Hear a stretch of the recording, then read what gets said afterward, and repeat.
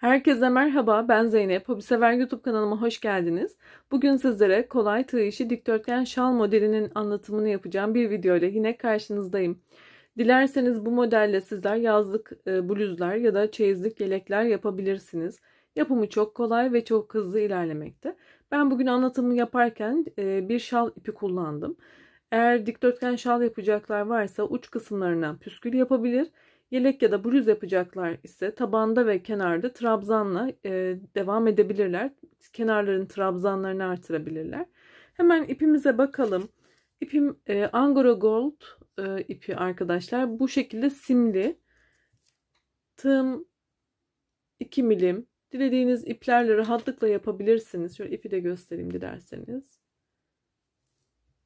Modelimize de yakından bakalım. Hem kolay hem de güzel, hızlı ilerleyen bir çalışma.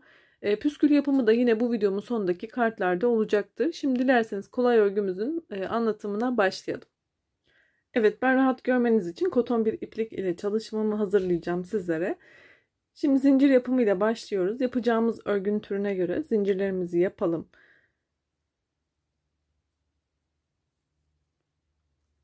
Evet, ben zincirimi hazırlayıp geliyorum. Evet, ben numune bir şekilde anlatım yapacağım için zincirlerimi saymadan hazırladım. Sizler de zincirlerinizi saymadan hazırlayabilir. Desenin sırasını kurduktan sonra arta kalan zinciri makasla kesebilirsiniz. Ben şimdi sizlere ilk sırayı kurduktan sonra kalan zinciri kesmeyi de göstereceğim.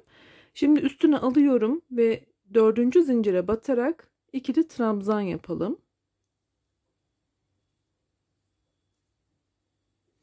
5 zincir. Yine sıradaki 3 tane zinciri atlıyorum. Dördüncü zincire batıyorum. Buraya bir sık iğne yapıyorum. 2 zincir ve burada desenimi bu şekilde çeviriyorum arkadaşlar. Üzerine aldım. Boşluğun içerisine 5 tane ikili trabzan yapalım.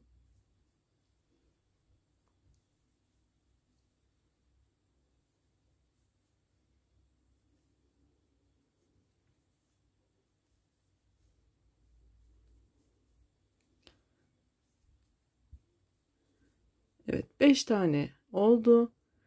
Şimdi 2 tane zincir. Yine çeviriyorum. Üzerine aldım. İkinci trabzanın tepesinden batarak ikili trabzan yapıyorum. Yine 5 tane.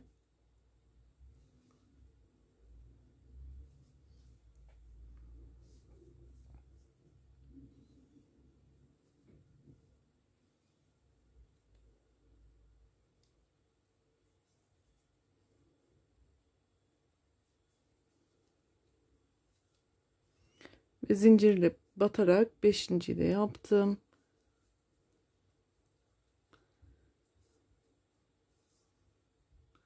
Bu şekilde tamamladım. Şimdi üstüne bir kere sarıyorum. Yine tabandan 3 tane atlayarak dördüncü zincire batıyorum. Burada 3 adımda çıktığım trabzan yapacağım. Önce tek, sonra ikişer ikişer çıkartıyorum.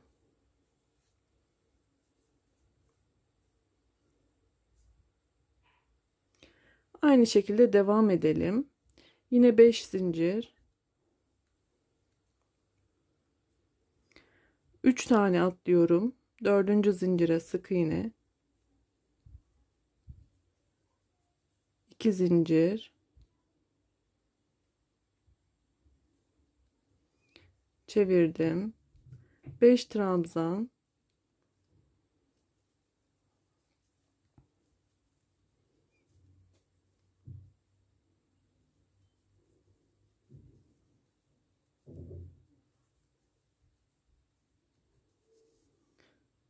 İki zincir.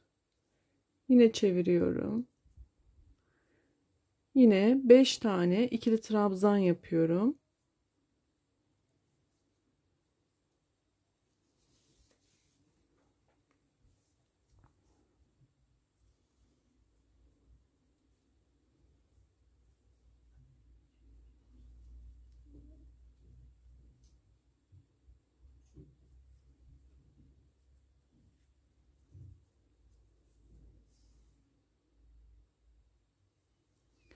Yine burada üstüne alıyorum. Aşağıdan yine 3 tane atlıyorum. 4. zincire batıyorum. Ve aynı şekilde trabzanımı yapıyorum. 3 adımda çıktım. Tekrar 5 zincir. 3 atlıyorum. Dördüncüye sık iğne. 2 zincir çevirdim. Ve bunu sonuna kadar istediğiniz kadar devam ettirin arkadaşlar. Ben şimdi 3 tane desen olarak anlatım yapacağım. Daha sonra sol kenarı nasıl bitirmeniz gerektiğini göstermiş olacağım. Dediğim gibi sizler istediğiniz kadar devam ettireceksiniz bu şekilde. 5 tane oldu. Yine 2 zincir ve çeviriyorum. 5 tane trabzan.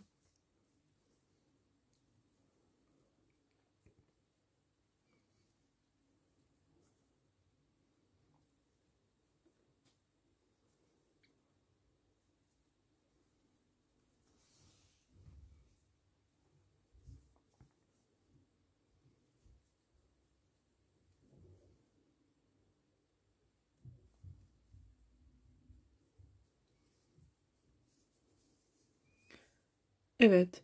Ben 3 tane desen anlatacağım için şimdi sizlere sol kenarı anlatacağım. Sol kenarı yaparken yine üstüne alıyorum. Burada 3 taneyi atlıyorum. Yine 4. zincire batarak ikili trabzan yapıyorum. Üstüne aldım. Yanına tekrar bir tane daha ikili trabzan yapıyorum. Şöyle hemen yan yana.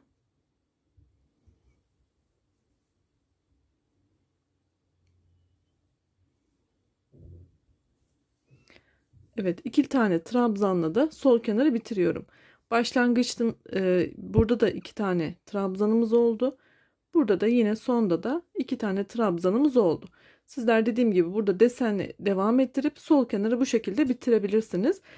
Şimdi artan zincirimizi de birlikte yine keselim.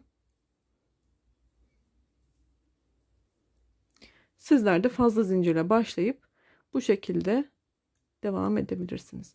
4. zinciri kesiyorum. Buna tüm örgülerinizde bu şekilde zincir saymadan başlayabilirsiniz arkadaşlar. Çok kolay bir pratik bir yöntem. Evet, üst sıraya çıkarken dönüşlerde 3 tane zincir çevirdim. Yine ilk başlangıçtaki trabzanımın tepesine ikili trabzan, 5 zincir. Buradaki karemizin tam tepe noktasına sık iğne,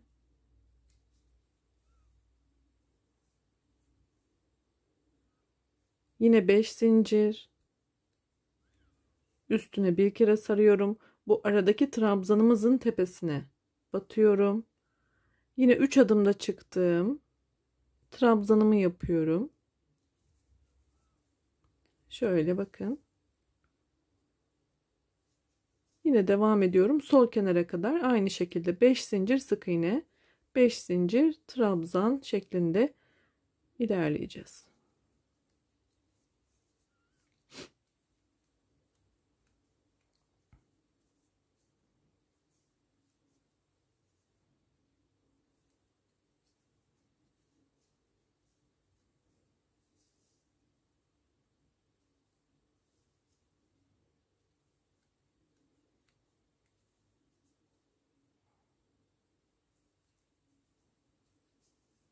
Yine sol kenara geldim. Burada da 5 zincir üstüne alıyorum. Burada da 2 tane trabzanım var biliyorsunuz. Yan yana 2 tane ikili trabzan yaparak yine sol kenarı tamamlıyorum. Evet. Desenimiz bu iki sıranın tekrarı. Şimdi tekrar buradaki kareleri oluşturduğumuz sırayı yaparak aynı şekilde devam edeceğiz. 3 zincir, bir trabzan, 5 zincir. Şimdi buraya sık iğne yapacağız. Tabanda zincire yapmıştık biliyorsunuz. Şimdi burada zincirimize sık iğne yaptık. Tam tepe noktasına 2 tane zincir çevirdim. Yine desenimi yapıyorum. 5 tane ikili trabzan.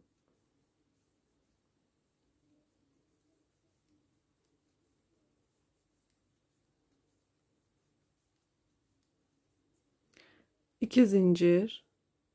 Tekrar çeviriyorum. Yine 5 tane ikili trabzan.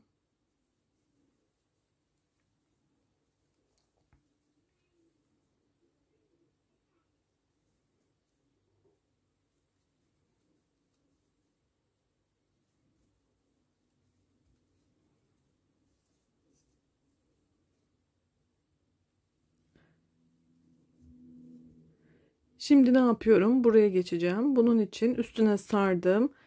Şuraya batıyorum. Yine trabzanımı yapıyorum. Bakın aynı şekilde devam ediyorum. Yine 5 zincir.